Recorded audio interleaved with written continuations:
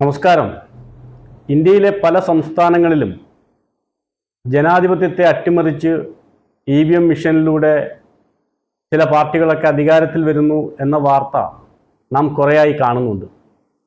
ഈ കഴിഞ്ഞിടയിൽ ബംഗാളിൽ അങ്ങനെ സംഭവിച്ചതെന്ന് ഇന്ത്യൻ നാഷണൽ കോൺഗ്രസിൻ്റെ നേതാവ് രാഹുൽ ഗാന്ധി പറയുകയുണ്ടായി.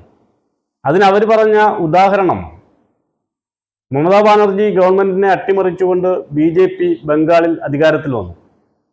അധികാരത്തിൽ വന്ന ഉടനെ തന്നെ BJPയുടെ മുഖ്യമന്ത്രി ബംഗാളിലെ ഇലക്ഷൻ ചെയർമാനായിരുന്ന ആളെ മുഖ്യമന്ത്രിയുടെ പ്രിൻസിപ്പൽ സെക്രട്ടറി ആക്കി.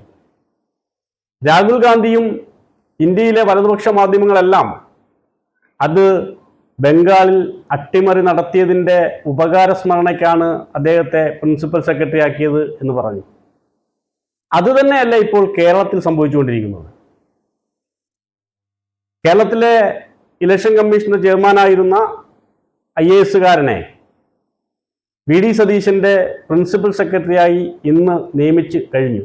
കോൺഗ്രസിന്റെ ഉന്നത നേതാക്കളോ കേരളത്തിലെ പ്രധാനപ്പെട്ട മാധ്യമങ്ങളോ ഒരക്ഷരം അതിനെക്കുറിച്ച് ഉരിയാടുന്നില്ല. കേരളത്തിലും മറ്റ് സംസ്ഥാനങ്ങളിൽ നടന്നതുപോലെ EVM മിഷനിലൂടെ ജനാധിപത്യ അട്ടിമറി നടന്നിട്ടുണ്ടോ എന്ന് ചില കാര്യങ്ങൾ കേൾക്കുമ്പോൾ കാണുമ്പോൾ സംശയം ഉണ്ടാകുന്നുണ്ട്. ഹായ് ഹലോ, ഞാൻ Abhilash. Welcome to true focus വിത്ത് അബി.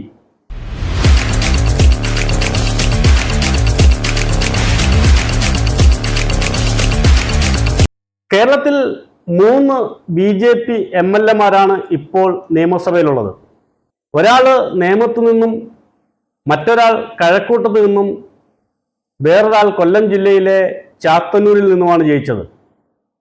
ചാത്തന്നൂരിലെ ചില കണക്കുകൾ വെളിയിൽ വരുമ്പോൾ ചില അട്ടിമറികൾ നടന്നിട്ടില്ലേ എന്ന സംശയം തോന്നിപ്പിക്കുന്നുണ്ട്. ചാത്തന്നൂരിലെ ആകെ വോട്ടർമാരുടെ എണ്ണം 1,40,40,000 വോട്ടിംഗ് ശതമാനം 73%. പോൾ ചെയ്ത വോട്ടുകൾ 1,02,000. റിസൾട്ട് വന്നപ്പോൾ ഓരോ സ്ഥാനാർത്ഥികൾക്കും ലഭിച്ച വോട്ടിന്റെ കണക്കുകളാണ് ഈ കൊടുത്തിരിക്കുന്നത്. BJP 51,923 വോട്ടുകൾ, CPI 47,525 വോട്ടുകൾ, ഇന്ത്യൻ നാഷണൽ കോൺഗ്രസ് 35,276 വോട്ടുകൾ, AAP ആം ആദ്മി പാർട്ടി 627 വോട്ടുകൾ, DHRPM 428 വോട്ടുകൾ, നോട്ടയ്ക്ക് 728 വോട്ടുകൾ ലഭിച്ചു. ടോട്ടൽ വോട്ടുകൾ 1,35,851. അതായത് 1,40,000 വോട്ടർമാരുള്ള ചാത്തന്നൂർ നിയോജക മണ്ഡലത്തിൽ വോട്ട് രേഖപ്പെടുത്തിയത് 1,02,000 പേര് മാത്രമാണ്. എന്നാൽ വോട്ട് ചെയ്തതിനേക്കാൾ 33,200 വോട്ടുകൾ അധികമായിട്ടാണ് ചാത്തന്നൂർ നിയോജകമണ്ഡലത്തിൽ രേഖപ്പെടുത്തിയിട്ടുള്ളത്. ഈ കണക്കുകൾ പറയുന്നത് ചില അട്ടിമറികൾ നടന്നിട്ടുണ്ട് എന്ന് തന്നെയാണ്. ഇതിനെക്കുറിച്ച് കോൺഗ്രസോ BJPയോ ഒന്നും മിണ്ടത്തില്ല. കാരണം സതീശനും കോൺഗ്രസിന്റെ നേതാക്കന്മാരും ഇലക്ഷന് മുമ്പ് തന്നെ ഒരു ഡീലിനെ കുറിച്ച് പറഞ്ഞിരുന്നു. LDFും BJPയും തമ്മിൽ ഡീലാണെന്ന് ഓരോ പത്രസമ്മേളനത്തിലും കോൺഗ്രസിന്റെ നേതാക്കന്മാർ മത്സരിച്ച് പറഞ്ഞുകൊണ്ടിരിക്കുകയായിരുന്നു. അതുമാത്രമോ, ഏതെല്ലാം മന്ത്രിമാർ തോക്കുമെന്ന് കൃത്യമായി സതീശൻ പറഞ്ഞിട്ടുണ്ടായിരുന്നു. പിണറായി വിജയന്റെ വോട്ടെണ്ണുമ്പോൾ 5ാം ഘട്ടം വരെയും പിണറായി പിറകിൽ പോകുമെന്ന് സതീശൻ നേരത്തെ പ്രഖ്യാപിച്ചിരുന്നു. 100 സീറ്റുകൾ കൂടുതൽ മേടിച്ച് അധികാരത്തിൽ വരുമെന്ന് സതീശൻ നേരത്തെ കണ്ടിരുന്നു.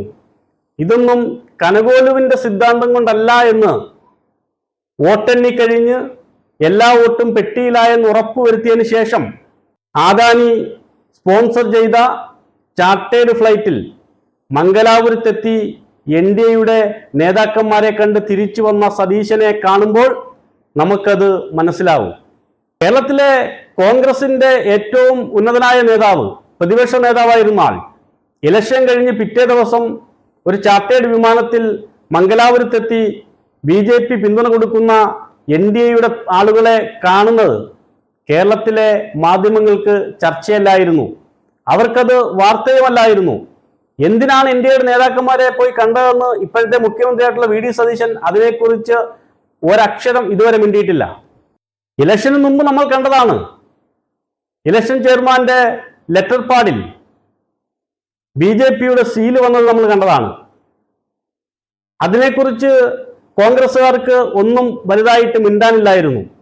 ഇപ്പോ ഇതെല്ലാം കൂടെ ആകെ കൂട്ടി വായിക്കുമ്പോൾ കേരളത്തിൽ ആരൊക്കെ തമ്മിലാണ് ഡീലുകൾ നടന്നിട്ടുള്ളതെന്നും കേരളത്തിലെ ജനാധിപത്യപരമായിട്ടുള്ള ഇലക്ഷനെ അട്ടിമറിക്കപ്പെട്ടിട്ടുണ്ടോ എന്നും കേരളത്തിലെ അരിയാഹാരം കഴിക്കുന്ന ആളുകൾ ചിന്തിച്ചു പോവുകയാണ്.